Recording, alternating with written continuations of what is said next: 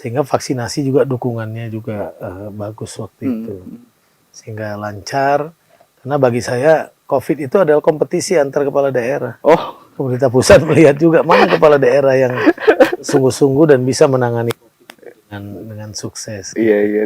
Perbandingannya 5 kali lipat. Batam itu pertumbuhan ekonominya harus belasan persen. Harus belasan persen harusnya, Iya bukan yang dong. sekedar 7. Bukan 7, Dengan porsi anggaran dengan segitu. porsi anggaran, geliat Iya. pembangunan, dukungan swasta di Batam, infrastruktur. Tinggi sungguh si matahari. Buaya makan onde-onde. Tolong doakan Pak Ansar setiap hari agar bisa memimpin 2 periode. Tapi saya nggak tahu buaya mana makan onde-onde itu, Ustaz Chandra. Iya itu.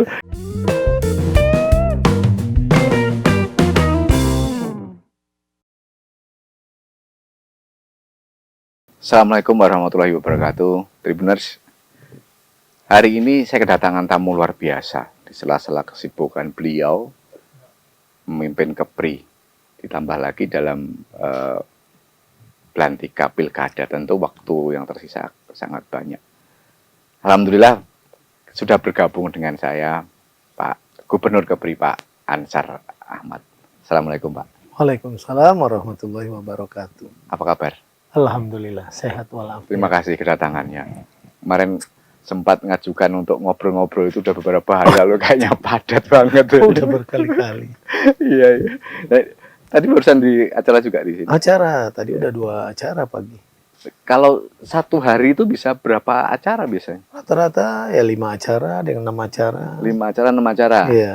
Rentang kendali begitu luasnya Kepri. Iya, kalau di satu daratan biasanya bisa 6 kan. Iya. Kita kadang-kadang mulai dari subuh kayak di Karimun, Iya. nyambung jam 8, jam 10, jam 1, jam 4.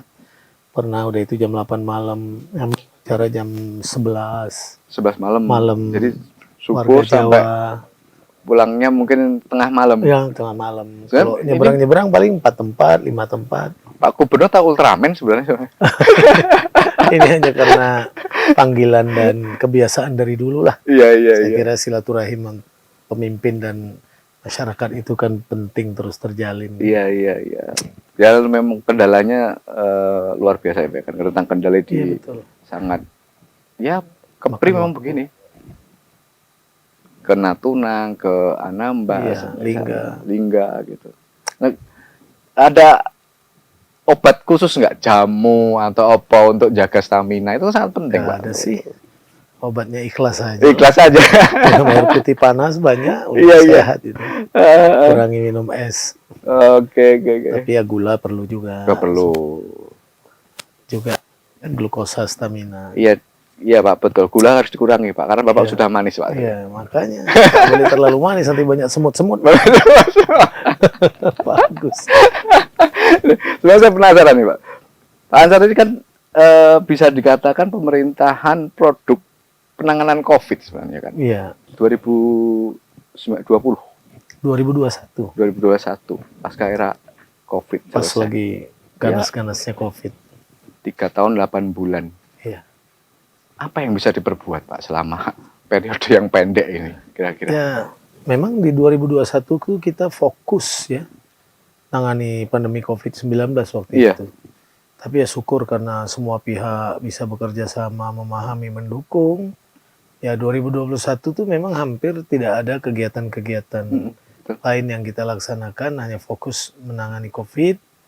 Dan alhamdulillah kan berkat kerjasama kita, Kepri waktu itu menjadi daerah terbaik penanganan pandemi COVID di wilayah Indonesia bagian barat. Iya.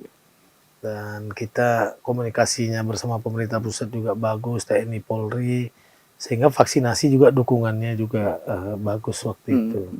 Sehingga lancar, karena bagi saya COVID itu adalah kompetisi antar kepala daerah. Oh, pemerintah pusat melihat juga mana kepala daerah yang sungguh-sungguh dan bisa menangani dengan sukses. Iya. Kepri dapat penghargaan kemarin ya? Penghargaan dari Pak Presiden kan langsung. Ya. Nah, apa rumusnya itu? Artinya kan waktu itu menangani sesuatu hal yang sama-sama belum diketahui, COVID kan baru, dan ini kan perlu koordinasi yang bagus Pak untuk iya. menggerakkan itu semua kan gitu. Ya kita memang waktu itu ya melihat fenomena itu eh, sangat luas dampaknya, tidak hanya di bidang sosial, di bidang ekonomi. Maka kita lakukan usaha antisipasi dari awal. Melihat daerah kita ini terdiri dari pulau-pulau, maka pertama waktu itu kita lakukan, kita melatih tenaga-tenaga vaksinator. Oke. Anak-anak stikers kita latih, kita berikan insentif, kita kirim ke pulau-pulau. Yang kedua, kita melibatkan TNI Polri. Ya. Makanya waktu itu TNI Polri juga bekerja luar biasa. Kita melibatkan stakeholder lain, asosiasi-asosiasi. Seperti Apindo yang setiap minggu itu sampai bisa 10.000 mereka Ya. memvaksinasi. Vaksin, terus bagi-bagi makanan juga. Nah, kita waktu itu pernah juga mengambil kebijakan yang cukup berani ya di saat pemerintah belum memutuskan vaksinasi di perusahaan-perusahaan itu boleh menggunakan vaksin pemerintah. Tapi karena situasi kondisi industri kita bisa lumpuh, saya minta diskresi sama Pak Erlangga waktu itu. Waktu itu ya. Untuk menggunakan vaksin pemerintah supaya bisa disuntikkan ke teman-teman di kawasan industri. Sehingga Pak Erlangga kita undang juga waktu itu. Nah, Pak Presiden sampai 2-3 kali ke sini juga. Karena melihat ini kawasan strategis sekali. Dan strategi semua kita gunakan karena kita tak hanya menangani masyarakat Kepri kan waktu itu tuh yang berat kita juga menangani para imigran yang pintu satu-satunya dibuka hanya Kepri. Ya tapi alhamdulillah bisa kita tangani dengan baik dan kita terima kasih pemerintah Singapura, kemudian dari China juga memberikan banyak juga bantuan-bantuan kepada kita dalam bentuk APD, kemudian obat-obatan ya. Nah kalau pemerintah pusat ya sudah jelas lah luar biasa perannya. Sehingga alhamdulillah 2022 kita mulai recovery ekonomi. Iya 2022. Itulah baru kita mulai start kerja dan sampai hari ini. Jadi jabatan kita memang terlalu singkat tuh. 3 tahun 8 bulan 3 tahun 8 sampai bulan. Bulan Januari. APBD waktu itu startnya? APBD waktu start itu masih 3,5 triliun. 3,5. Naik terus 3,7, 3,9. Kemarin kita hitung-hitung kita bisa tembus ke 4,3. 4,3 ya sekarang. Tapi karena memang transfer bagi hasil menurun ya, karena pemerintah pusat kita tahu juga ada program-program baru yang sedang dikembangkan. Jadi program strategis Pak Prabowo ke depan, juga pemerintah sedang membangun IKN, maka dana transfer menurun. Tapi kita sih bisa kita kejar program pemutihan, program lain itu intensifikasi kita lakukan dan sekarang realnya APBD kita tuh 3,7 triliun. 3,7 triliun.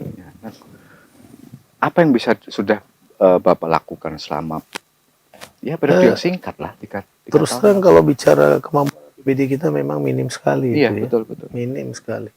Karena 3,7 triliun itu 800 miliar lebih itu kita sudah distribusikan ke kabupaten kota sebagai bentuk bagi hasil pungutan pajak. 1,3 triliun itu untuk membiayai pendidikan dan kesehatan. Itu 70% pun di Batam. Kemudian sisanya untuk membiayai DPRD itu ada sekitar 250 miliaran karena DPRD juga kan ada aspirasinya. Itu sangat membantu kita karena mereka bisa menjangkau wilayah-wilayah kecil, tempat-tempat konstituennya. Kemudian sisanya membayar gaji pegawai, ya saya kira ada 6 ribuan lah ya. Pegawai non-guru, tambah tunjangan penghasilannya, tambah tenaga honorer. Sisanya membiayai 43 dinas-dinas operasionalnya. Sisanya memberikan bantuan-bantuan masyarakat yang saya kira kalau total di atas 200 miliar. 200 miliar. Nah sisa itulah kita gunakan dengan hemat membangun di 7 kabupaten kota. Akhirnya kita terus bergerak mencari anggaran ke pemerintah pusat. Gitu. Jadi memang kalau kita melihat dengan anggaran terbatas, cakupannya begitu luas, itu kalau saya udah pusing 7 keliling itu Pak. Tapi berhasil juga ya Pak. Ada beberapa program-program yang sudah dijalankan, rumah sakit segala macamnya udah berjalan gitu. Alhamdulillah. Ya, saya pikir yang besar-besar itu memang kita upayakan dari pemerintah pusat, Yang seperti besar-besar, ya. membangun jaringan-jaringan PLN di desa-desa. Hmm. Tahun lalu kita hampir 500 miliar dari PLN dapat, karena memang kita buat pendekatan lah yang bagus ya. PLN itu kalau datang kita tidak temui di kantor, di kedai kopi, kopi. di restoran, di mana kita ngobrol, sehingga cairlah semua kebutuhan kita itu. Dan nyatanya sudah banyak pulau-pulau yang tersambung dengan crossing tower, dengan solar home system, dengan komunal solar cell, kemudian kabel bawah laut. Baru saja kemarin kita resmikan sama direksi distribusi PLN Pusat, GM PLN Pekanbaru, Riau, Kepulauan Riau, GM PLN Batam, Tanjung Pinang, kita resmikan sama-sama. Itu kabel bawah laut dari Batam ke Pulau Nguan ya sudah 24 jam. Terus kabel bawah laut tahun-tahun nggak bisa 24 jam. Iya, biasanya mereka pakai mesin-mesin sendiri. Bayangkan 5 jam, 6 jam mereka hanya mampu kan, itu pun udah 200.000 satu hari, 150 sebulan. Jadi mereka memang terasa berat sekali. Nah, sekarang udah 24 jam. Kemarin kita resmikan sekaligus tuh kabel bawah laut yang dari Dabu, Lingga sama Selayar, yang dari Kelong, Pulau Malin Kecil, Malin Besar, Tenggel, terus ke Pulau Air Glubi ya. Di sana masyarakat suku laut banyak di situ. Nah, kemarin kabel bawah laut dari Sagulung ke Pulau Bulu. Jadi memang sudah banyak solar home system di Pulau Panjang, di Pulau Nuje. Sudah banyak sekali yang kita dorong 24 jam, Karas, Pulau Pangkil, macam-macam. Pulau Dendun. Nah, kita sedang berusaha supaya semua bisa nikmati listrik PLN 24 jam. Sekarang sudah berapa, Pak? Kira-kira dari yang jelas 3 tahun saya jadi gubernur sudah lebih dari 13.000 nih rumah masyarakat Kepri 13.000 di pulau-pulau di mana-mana yang kita sambung listrik ke PLN gratis. Gratis itu. Uangnya kita cari dari APBN, APBD provinsi, dan juga CSR perusahaan. Tapi tidak lewat kita langsung ke PLN. Langsung PL-nya yang. Nah, elektrifikasi kita sekarang udah 97,99%. 97. Kita lagi nyisir 2,1% lagi tuntas. Waktu di awal sebelum kepemimpinan Bapak, waktu itu berapa persen? Waktu itu masih 93-92%. Berarti kenaikan 4%. Ya, naik tiap tahun 2%, 2%. Kita kejar itu. Dan kita yakin karena itu kebutuhan dasar ya. Nah, masih ada juga sekarang kecamatan yang masih 14 jam, 12 jam. Kemarin udah kita bahas sama PLN. Kita minta tahun ini atau awal tahun depan semuanya mesti 24 jam. Dan PLN sangat kooperatif sama kita. Nah, itulah kenapa kita selalu membangun hubungan yang harmonis lah. Terutama dengan pemerintah pusat. Seperti dana impres jalan. Tahun lalu itu kita dapat 609,4 miliar ya. Di 7 kabupaten kota kita bangun jalan-jalan impres itu. Dan itu tidak gampang. Provinsi lain tuh ada yang 40, 30. Ada DPRD dari Kalbar datang kemarin malah mereka tak tahu ada dana impres jalan itu. Itu rumusnya gimana bisa dapat itu? Pendekatan aja kita melalui pintu Bappenas ya. Karena impres itu kan sumber dananya mungkin sebagian dari luar negeri kan, pintunya Bappenas. Kita pendekatan dengan Kementerian PU. Nah, kita bawa usulan-usulan kita minta dari kabupaten kota, kita lobby lah. Kita lobby karena ya kita punya hubungan bagus dengan Pak Menteri. Disitulah peran leader seorang gubernur kan di situ. Bagaimana bisa melihat peluang mendatangkan itu. Kalau given aja ya saya kira tak ada challenge-nya bagi tak ada challenge-nya. Kayak Pak Menteri Perhubungan membantu kita 400 miliar.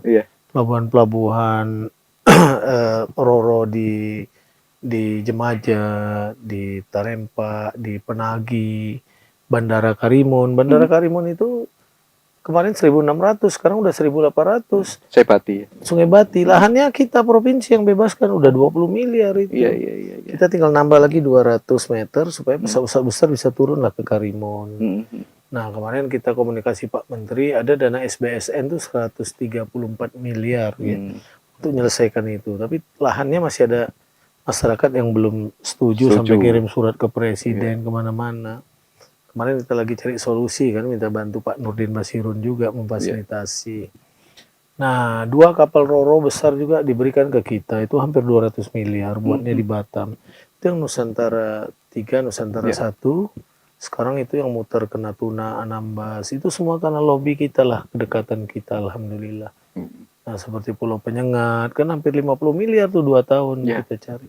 Tahun depan tinggal bangun monumen bahasa nasionalnya supaya catatan sejarah itu tidak hilang. 28 Oktober itu kan salah satu buku referensi penting yang dipakai itu adalah buku Tata Bahasa Melayu Modern tulisan Raja Ali Haji. Jadi memang 3 tahun ini semua kita kejar lah, termasuk jembatan Batam Bintan. Jembatan Batam Bintan di masa-masa lalu kan pidato-pidato aja Mas. Betul. Nah, pas saya jadi kita kejar itu, pembebasannya udah selesai. Sisi Bintan, Pulau Buau, Tanjung Sauh bahkan udah jadi kawasan ekonomi khusus. Ya, kemudian sisi Batam udah selesai. Karena ini jembatan terpanjang 7,6 km, pemerintah hati-hati perencanaannya, jangan sampai keliru. Seperti Suramadu tuh saya dengar karena ada dispute perencanaan, pemerintah mesti menambah 500 miliar lagi. Nah, maka sekarang sedang dilakukan soil test, soil investigation untuk jenis laut, jenis lumpurnya, tanahnya, arusnya, macam-macam. Dan itu juga kapal surveyornya nggak gampang karena terbatas. Dan itu ada dari luar negeri juga. Nah, kalau 4 bulan ini selesai, nanti dokumennya dilengkapi, kita dorong lah. Itu supaya bisa cepat. Nah, itu alasannya kenapa saya tuh terus terang hari ini bersama Pak Nyanyang Haris Pratamura ya. Nah, karena bagi saya presiden kita hari ini adalah Pak Prabowo, ini pimpinan Gerindra. Jadi kita mesti berada di posisi pemerintah supaya kita mudah nanti melakukan lobby-lobby, mencari peluang. Karena membangun Kepri ini tanpa dukungan pusat sangat berat sekali. Melihat anggaran wilayah yang luas, pulau aja 2.408 pulau, 394 pulau yang ada penghuni. Maka kita perlu berada di koalisi pemerintah ini. Jaringan pemerintahan. Supaya kita tidak berada di tempat yang gelap. Kita berada di tempat yang terang. Mudah-mudahan Allah mudahkan jalannya juga terang. Gitu Mas Agus. Selama Bapak ini keliling di Kepri sampai pulau-pulau itu, apa yang Bapak temukan di situ? Kesan misalnya hal-hal yang menyentuh atau tidak terlupakan selama ini? Ya banyak hal sih ya. Tapi dari catatan saya, hampir di setiap tempat masyarakat itu masih banyak kebutuhannya yang harus kita penuhi. Jadi karena pembangunan itu dinamis gitu ya. Apa yang kita bangun pun di pulau-pulau itu masyarakat tetap masih banyak kebutuhannya. Oleh karena itu kadangkala yang menurut kita itu porsinya kabupaten kota pun kita provinsi ikut gitu. Mendanai itu seperti jalan-jalan lingkungan, ya kecil-kecil pun kita kadang-kadang membantu. Sejauh itu dibutuhkan masyarakat, ya kita berusaha penuhi itu. Nah, yang kita temui itu yang paling penting, yang esensi menurut saya adalah masyarakat itu butuh memang selalu kehadiran pemimpinnya lah gitu. Maka saya dari dulu jadikan kekuatan silaturahim itu menjadi kekuatan pondasi lah buat saya untuk membangun Kepri dari waktu ke waktu. Begitu, Mas. Kalau kita bicara pertumbuhan ekonomi, Pak, yang Kepri penopangnya kan Batam tentunya. Apa pandangan Bapak mengenai pertumbuhan ekonomi Kepri itu memang hanya 5,20% ya. Karena pertumbuhan ekonomi provinsi itu kan agregat dari pertumbuhan ekonomi kabupaten kota. Jadi memang kan masih ada yang pertumbuhan ekonomi yang masih perlu kita pacu seperti Natuna, Anambas, terutama Lingga. Ya. Nah, kalau yang Bintan, Karimun, Tanjung Pinang, Batam sudah cukup baik lah.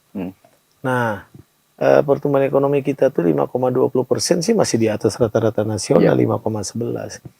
Tapi Batam itu menopang kita karena pertumbuhan ekonominya 7,04%. Nah, Bintan itu pertumbuhan ekonominya 6,5% begitu. Karimun tuh 5,5%. Tapi kalau kita buat perbandingan satu dengan lain, Batam itu 1 tahun ngelola uang sendiri itu mau 6,2 triliun. Ya. Itu uang negara yang dan Ya. daerah. Ada 2,6 triliun dana BP Batam, ada 3,5 triliun lebih itu dana APBD Batam, Dari karena Batam. pajak kendaraan bermotor, pajak bahan bakar kendaraan motor, biaya balik nama kendaraan bermotor dan macam-macam banyak di Batam. 6,2 triliun Batam ngelola sendiri. Ya. Dukungan swastanya kuat. Mm. FTZ-nya menyeluruh. Ya. Ditambah Rempang, Galang, dan beberapa yang lain. Ada 3 kawasan KIK sekarang ya. Eksis sudah 2. Nah, saya kira Batam itu sangat kuat sekali. Tapi menghasilkan pertumbuhan ekonomi 7,04. Ya. 6,2 triliun.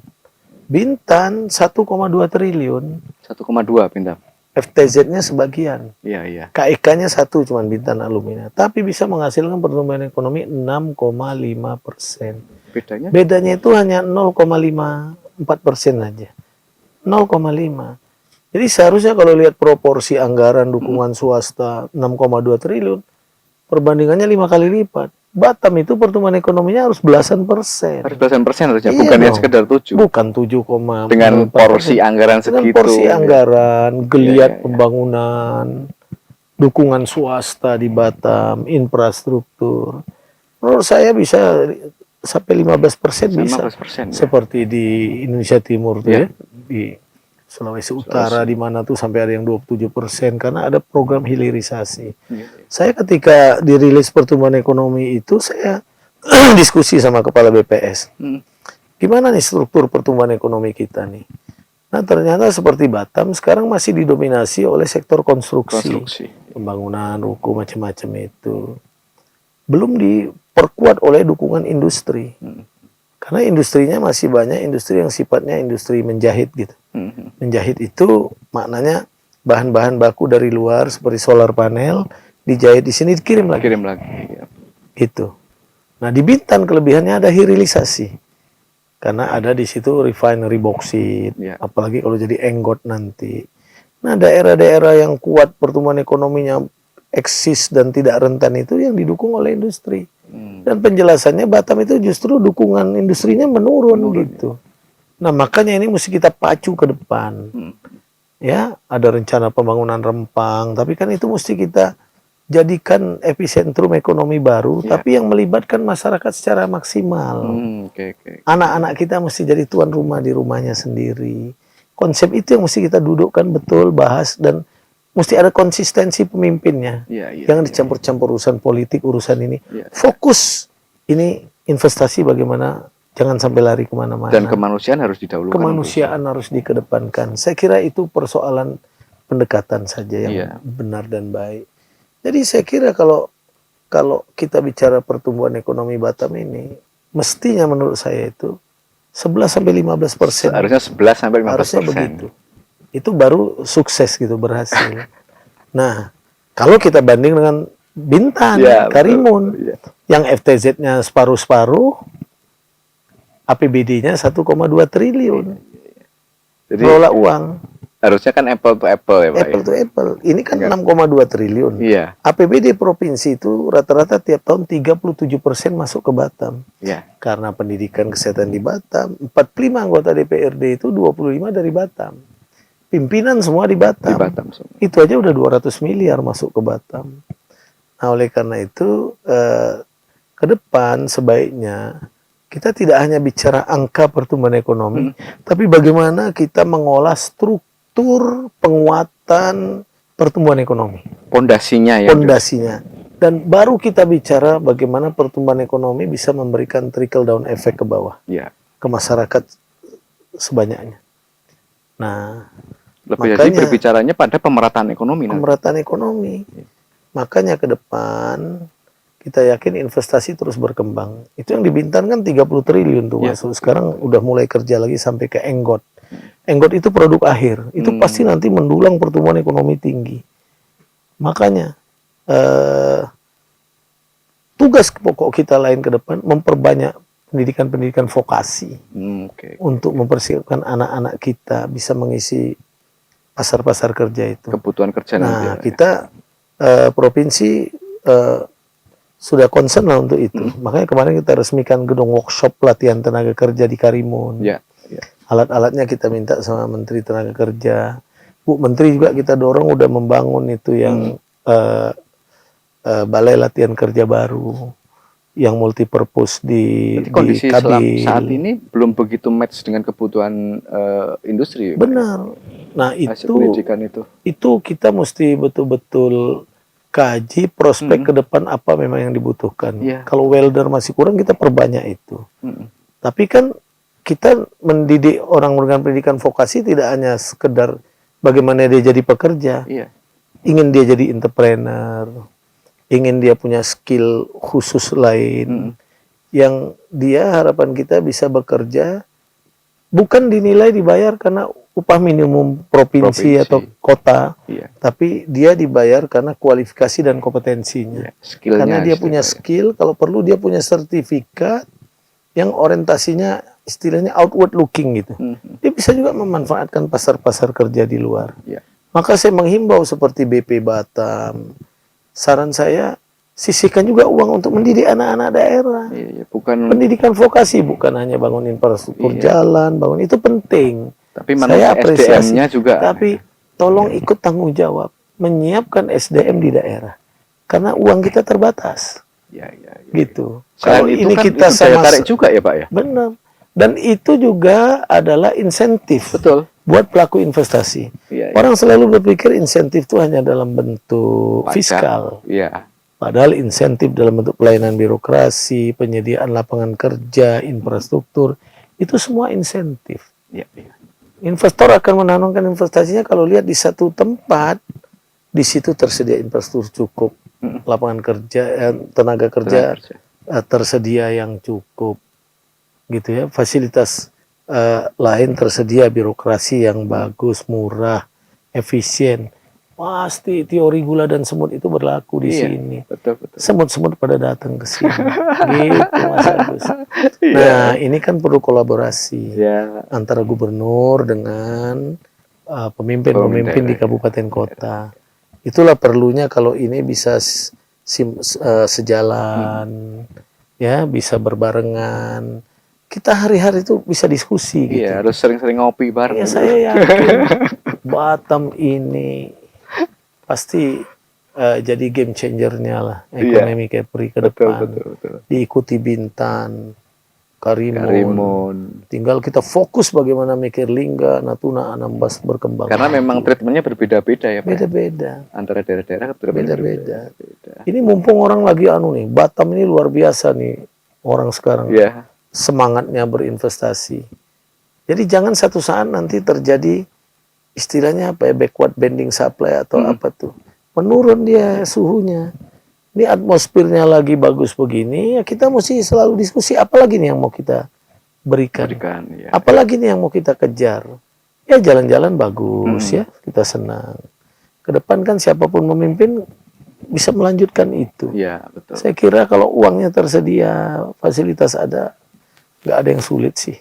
Dulu saya nggak ada uang aja bisa bangun jalan lintas barat di Bintan. Nggak ada pakai uang daerah ya. Itu nggak gampang zaman dulu nyari uang segitu. Motong jalan. Nah ini kita lagi memacu pembangunan dam Teluk Bintan. Kemarin sampai dibahas di World Forum di Bali.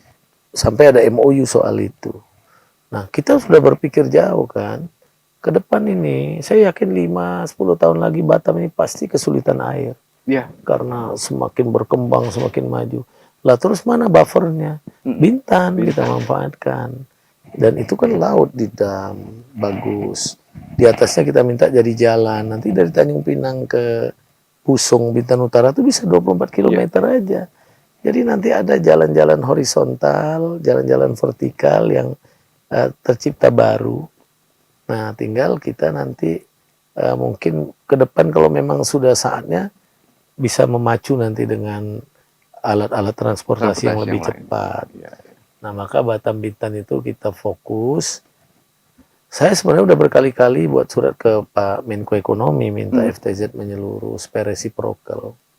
Tapi memang waktu itu Pak Erlangga masih ada pertimbangan dan sekarang kita lagi kejar betul di akhir-akhir masa pemerintahan ini mudah-mudahan ada Harapan di situ. harapan besar lah. Mm. Karena kemarin BPKP juga sudah bantu mengkaji, lakukan kajian itu. Iya, iya. Kan pasti ada total loss Betul. negara yang hilang, tapi multiplier ke depannya, jangka panjangnya lebih besar. Karena yang kita targetkan investasi terpacu. Iya, iya. Bidang kesehatan, Pak. Saya pernah juga ada rumah singgah di Jakarta. Terus rumah sakit pusat kita kan juga sudah Ya. lebih oke, Pak. Ya kalau di bidang kesehatan sih memang kita udah membangun 2 rumah singgah. Rumah singgah. Satu di Jakarta tuh ya keren lah standarnya, itu hotel bintang 4, ada 50 tempat tidur. Kita lengkapi dengan ambulan untuk antar jemput pasien berobat, mobil-mobil antar jemput kalau dia bosan ingin ke mall sekali-sekali, ke bandara kita antar.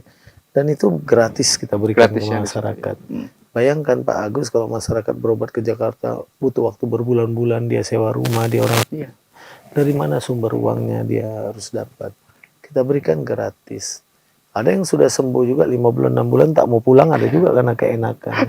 Tapi gantian karena banyak yang membutuhkan. Kita batasi kalau satu sakit 2 yang jaga.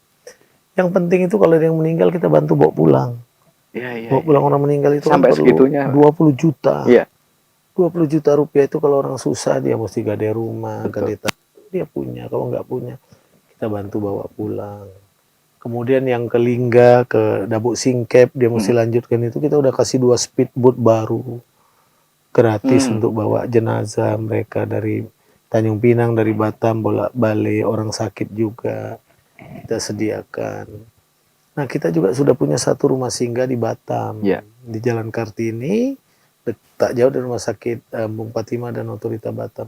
Sudah ada 50 tempat tidur juga, dan itu untuk masyarakat dari kabupaten kota lain yang dirujuk. Kemudian juga untuk ya mungkin nelayan-nelayan dari pulau-pulau di Batam yang berobat butuh waktu lama, kan mereka tak punya rumah singgah di sini. Kita sediakan itu gratis.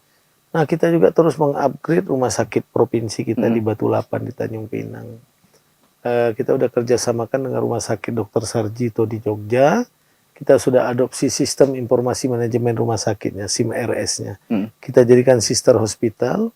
Sekarang masyarakat mau mendaftar, mau berobat sudah tak perlu antri-antri kayak dulu sampai berjam-jam. Dia cukup pakai website saja. Dia isi, dia kirim pakai handphonenya kapan dia mau berobat. 15 menit sebelumnya dia datang kita layani. Antrian obat sekarang pun sudah kita hindari. Jadi memang udah lebih cepat. Kita arahkan mereka langsung ke poli-poli mana. Dokter-dokter juga melayani sekarang sudah pada waktunya. Nah bahkan di rumah sakit kita udah sediakan terminal-terminal seperti check-in tiket di bandara. Mereka bisa melalui itu. Nah sudah kira 5-6 bulan yang lalu saya sudah meresmikan mulai pasang ring jantung itu. Ada bisa ring jantung. Sudah kateter itu karena alatnya juga udah lengkap. Ada 2 dokter spesialis jantung muda, 1 anak Tionghoa, 1 anak Melayu.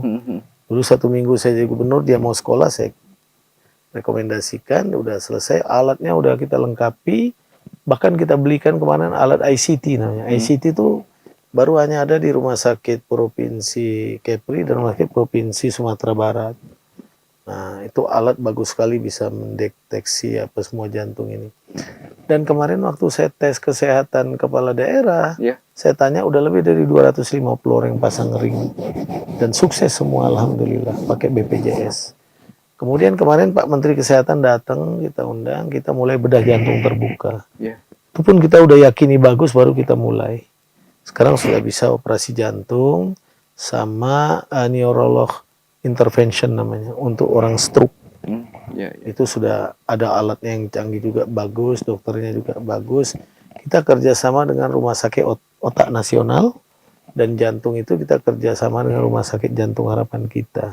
Jadi kita akan terus upgrade rumah sakit ini supaya ya orang tidak perlu kemana-mana lah. Betul, Pak. Betul. Ya, itu yang neurolog itu baru ada di rumah sakit kita provinsi. Nah, maka kita dorong terus, kita kontrol bertahap supaya rumah sakit bisa mengurangi beban masyarakat. Kita harus kirim ke Jakarta, kemana-mana. Cukup ditangani di daerah. Pak Menteri sangat mengapresiasi itu. Baru Karena sedikit itu juga rumah sakit. jadi atensi Pak Jokowi waktu itu, keberadaan rumah sakit Benar, spesialis kan. benar. Kita bersyukur nih, Iya. Pak Presiden agak fokus Fokus gitu di situ, betul. untuk melengkapi rumah-rumah sakit. Nah, nanti kan di rumah-rumah sakit kabupaten akan dilengkapi semuanya dengan kateter-kateter, alat cuci darah, apa semua. Nah, makanya kita kemarin udah bahas sama Pak Menteri, kita udah siapin usulan kabupaten kota. Kita akan bawa nanti ketemu Pak Menteri lagi. Oke. Bahkan Pak Menteri apresiasi karena STIKES, Sekolah Tinggi Ilmu Kesehatan kita, milik pemerintah di Tanjung Tanjung Pinang, Pinang ya. udah tahun kedua nih kita buat kelas internasionalnya. Jadi 1 tahun lebih 1 miliar kita bantu. Mereka semester 3, kita pisahkan mana yang bisa punya basic bahasa Inggris, orang tuanya buat pernyataan, jangan sampai udah tamat anaknya nggak dikasih kerja ke luar negeri. Iya, iya. Kita nanti kalau mereka tamat akan fasilitasi. Di Singapura, di Johor, di Qatar, di Dubai, kita kerjasama Sudah ada Menteri link, Pak? Kesehatan. Sudah ada link ke sana, sudah ada buka ya? Ini baru kan kita ada kerjasama AMT, GT sama dulu Singapura, Johor, Riau itu masih Riau, sekarang Kepri. Iya. Nah, seperti kerjasama Bintan Resort, apa kan sama Singapura tuh luas. Kita nanti pakai pola kerjasama itu karena kerjasama itu salah satunya di bidang SDM juga. Oh, iya. Nah, saya bahkan tertantang oleh dokter-dokter senior dari dari rumah sakit di Singapura datang bersepeda ke Bintan Resort udah lama sih. Mereka malah menantang kita, mana orang Kepri kok tak ada yang mau jadi nurse di tempat kami. Iya, padahal kebutuhan di sana. Nah, maka kita akan dorong. Ke situ. Karena pasien mereka banyak orang Indonesia. Iya, dan dengar-dengar kalau perawat pada Indonesia itu lebih, kalau di luar lebih bagus. Tinggal kita sekarang ini di Kepri meyakinkan orang tuanya. Iya. Saya bilang sama orang tuanya, kalau anak-anak mau buat jahat jangan di luar negeri, di belakang rumah pun bisa. Nah, yang penting kita bekali mereka. Iya. Lebih baik gitu. Iya. Tapi Pak, ini kira-kira Pak, terutama Bapak kan pengen maju lagi, sudah daftar. Ya, insya Allah. Apa motivasinya sebenarnya Pak? Keinginannya Pak? Ya, pertama ingin melanjutkanlah program yang sudah banyak ada. belum selesai juga ya Pak? Ini kan program masih tanggung semua, Iya. seperti jembatan, ya, Bandara Karimun, infrastruktur jalan-jalan di masyarakat, kapal-kapal ro-ro masih terbatas. Saya mesti kejar itu ke depan supaya tuntas. Terus kita mesti pastikan KIK yang sudah jadi privilege dari pemerintah pusat ke kita tuh harus kita maintain betul-betul supaya terbentuk growth pool ekonomi baru di Kepri ini. Nah, sebenarnya ini hanya karena panggilan lah. Iya. Panggilan. Kalau program perlindungan kita pun harapan kita bisa kita lanjutkan seperti untuk nelayan. Kita tiap bulan kan bayar BPJS Ketenagakerjaan untuk nelayan kita tuh hampir 32.000 rumah tangga nelayan. Iya. Tiap bulan kita bayar. Kenapa? Kita mau nelayan ada yang menjamin keluarganya. Iya. Kalau nelayan tuh meninggal lagi di laut, tenggelam apa-apa, itu keluarganya dapat santunan 70 juta. Iya. Anaknya 2 orang itu dari taman kanak-kanak sampai selesai S1 dibiayai sekolahnya oleh BPJS. Iya. Nah, maka saya bilang sama ibu-ibu, Bu, jangan gara-gara 70 juta, ibu-ibu doakan suaminya meninggal di laut. Tidak, saya bilang itu gurau-gurau itu. Kalau dia umpamanya meninggal sakit biasa, dia dapat 42 juta rupiah. Anaknya nanti tahun ketiga kita udah bayar, baru disekolahkan karena meninggal biasa itu. Disekolahkan sampai S1. Sekarang udah tahun kedua kita bayarin. Saya bilang sama nelayan-nelayan, kalau ingin ini berkelanjutan, jangan ganti-ganti gubernur, saya bilang. Saya sama nelayan-nelayan. Iya. Nah, kemudian mulai Januari kita mulai bayar lagi BPJS untuk petani. Petani, berarti yang non formal disentuh di sini. Iya, petani itu ada plus minus 25.000 rumah tangga petani kita bayarin. Iya. Nah, nanti kalau kabupaten kota juga selesai pilkada, kalau Allah izinkan kita jadi, kita tinggal diskusi. Ayo kabupaten kota kita bahas yuk. Kita udah bayarkan petani, nelayan. Boleh nggak bupati, wali kota bantu bayarkan itu tukang ojek, supir taksi, supir-supir truk, parkir. Karena di dalam Undang-Undang 23 2014 dari 6 tugas pokok wajib pemerintah daerah itu baik provinsi kabupaten. Salah satunya yang ketujuh tuh perlindungan masyarakat. Ya. Nah, itulah kita mesti cover dengan itu. Dan pemerintah harus hadir di situ. Dan pemerintah mesti hadir. Kita bayarkan BPJS-nya. Dulu saya waktu Bupati Bintan, kalau setiap masyarakat Bintan meninggal, saya hanya bisa ngasih 2 juta santunan keluarganya dari APBD. Belum ada BPJS waktu itu. Sekarang ada BPJS, kita pakai BPJS, dapat gede-gede. Iya. Kan ada jaminan buat anaknya sekolah, buat keluarganya. Nah, jadi memang ya saya kira itu program-program mulia yang menyentuh masyarakat itu mesti kita lanjutkan dan kita kembangkan, perluas. Iya. Nah, tapi persoalannya lawannya kelas berat juga ini, Pak. Lawannya Pak Rudi, gimana memandangnya itu, Pak? ya saya kira kan kita sekuat tenaga, seluas mungkin memberikan penjelasan pemahaman ke rakyat bahwa rakyat jangan sampai bertanya apa sih selama ini kerja pemerintah provinsi. Iya. Makanya saya keliling menjelaskan. Ternyata ini loh program-program provinsi itu. Provinsi itu tidak membangun di tengah-tengah kota. Kalau orang datang, wah hebat, bukan itu. Tapi pemerintah provinsi menyentuh rakyat-rakyat kecil yang hari ini butuh uluran tangan dan butuh kehadiran pemimpinnya gitu. Makanya nelayan, SPP gratis kita buat. Kemudian bantuan-bantuan masyarakat semua. Jadi nah, dulu saya pernah menyampaikan di periode pertama sebelumnya, nanti RT RW kalau saya jadi insya Allah saya berikan kendaraan roda 2 motor waktu itu. Kan kita konsultasi ke Depdagri. Iya. Berkali-kali itu. Depdagri juga tetap mengatakan begini. Itu menyangkut pengamanan aset. Karena yang kita berikan itu banyak nanti. Kalau itu asetnya tak bisa diamankan, bisa buat korban nanti RT, RW. Saya ngasih Pak Agus bantuan lembu. Iya. Piara. Lembunya mati. Tapi nggak ada berita acara matinya, ininya, dikuburnya di mana. Itu Pak Agus bisa kena persoalan hukum. Saya juga bisa tersangkut-sangkut. Makanya sementara kita ganti dengan insentif. Karena juga kondisi keuangan kita dan juga ingin memberikan yang lain lebih banyak. Seperti ada pendamping keluarga, Babinsa, Babin Kamtibmas, Babin Potmar, kader-kader Posyandu, operasional Posyandu, penyuluh agama, guru-guru PAUD, bantuan-bantuan rumah ibadah. Jadi kita coba perluas lah supaya banyak masyarakat yang mendapat apresiasi dari pemerintah. Dan itu bentuk terima kasih kita pemerintah. Dan itu Pak kalau untuk level provinsi tak gampang Mas Agus. Kita mesti lobby keras ke Kementerian Dalam Negeri karena ada SIPD-nya, Sistem Informasi Pembangunan Daerahnya itu. Nah, bahkan kementerian bilang, udah kalau gitu itu kasih bantuan uang aja ke kabupaten. Saya bilang, kita ingin provinsi ini dapat apresiasi juga di masyarakat. Kalau yang kabupatennya sejalan sama kita. Kalau enggak? Kalau beda partai politiknya, tapi dia wawasannya luas, nggak bisa memilah kapan dia harus jadi tokoh politik, dia juga kepala daerah, itu mudah Pak. Tapi sulit Tapi Pak. kalau sudah bicara persaingan, bicara ini susah kita. Nah, makanya kita memberikan langsung. Nah, itulah sebabnya walaupun APBD kita kecil, kita gunakan kebijakan di zaman Pak Harto dulu namanya tight money policy itu. Pengetatan ikat pinggang itu kita hemat-hemat. Supaya yang sedikit itu banyak kita berikan ke masyarakat. Kita mencari peluang juga di pemerintah pusat. Jadi harus jeli melihat itu ya Pak? Harus Pak. Kalau hanya given aja membelanjakan yang ada itu bukan hal susah. Tapi mencari peluang ke pusat itu yang penting. Dan sentuhan-sentuhan ke memang benar-benar penduduk atau orang-orang yang bisa manfaatkan. Masyarakat kecil Pak. Masyarakat kecil. Iya. Makanya SPP kita kasih gratis. Kita ini kan sekarang. Kalau postur penduduk kita memang banyak yang itu ya Pak ya?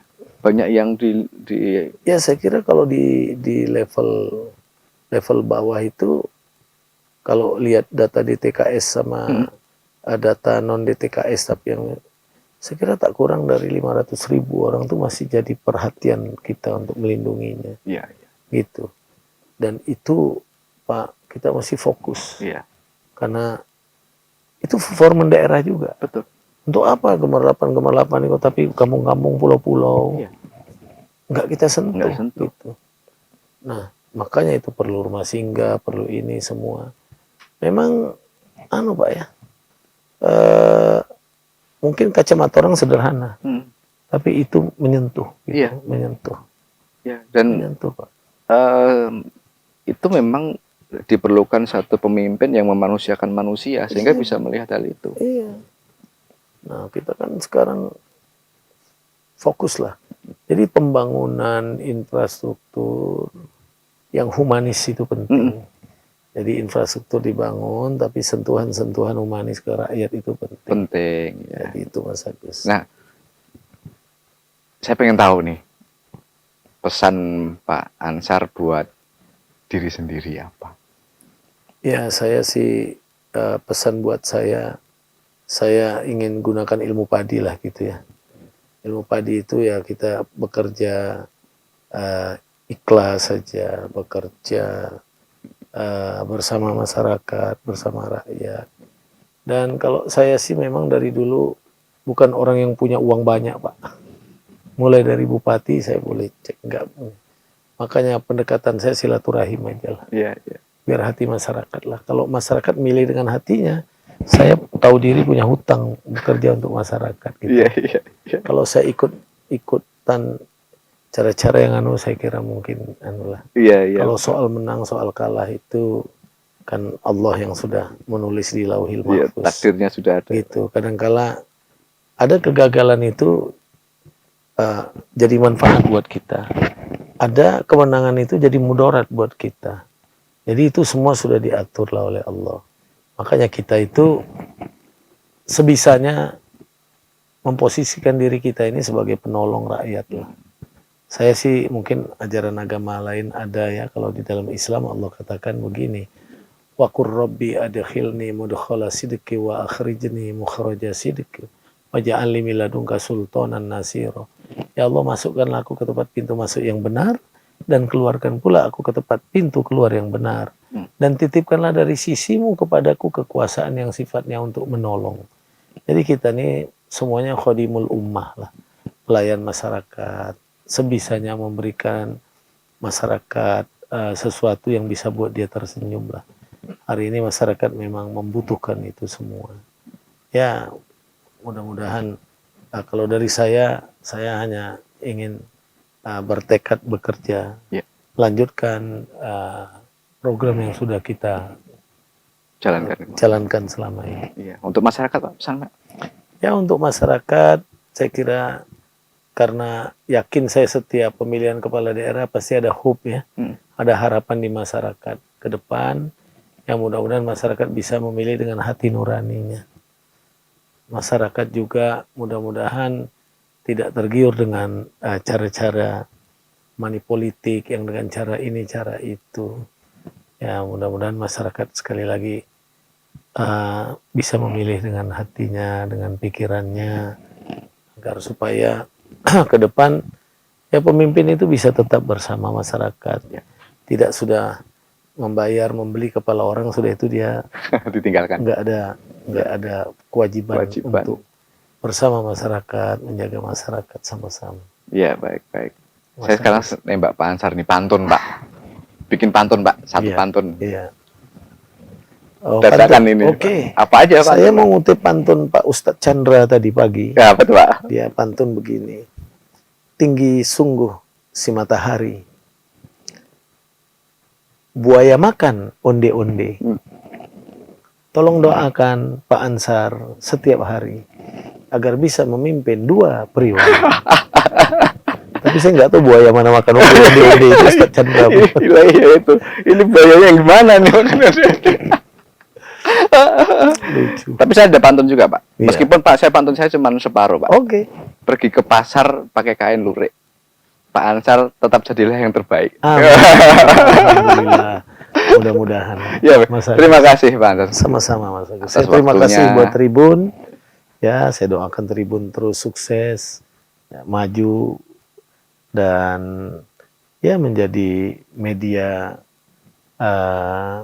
dan menjadi alat kontrol lah untuk cek Ya. balances buat kami para pemimpin, selalu saling mengingatkan. Iya, berarti Dan nanti Tribun terbaik lah buat saya. pesan kita juga seandainya kita ada sedikit cubitan, itu bentuk sayang, Pak. Benar. Benar. Bentuk rasa sayang juga. Iya, pemimpin kalau tak ingin dicubit merasa hebat sendiri, merasa benar sendiri. Iya. Baik, terima kasih Pak Ansar atas waktunya. Terima kasih. Tribuners, demikian laporan kami dengan Pak Gubernur Ansar Ahmad yang kini juga akan maju di Pilkada Kepri. Kita akan ketemu lagi di lain waktu dengan tema yang berbeda. Assalamualaikum warahmatullahi wabarakatuh. Waalaikumsalam. Terima kasih.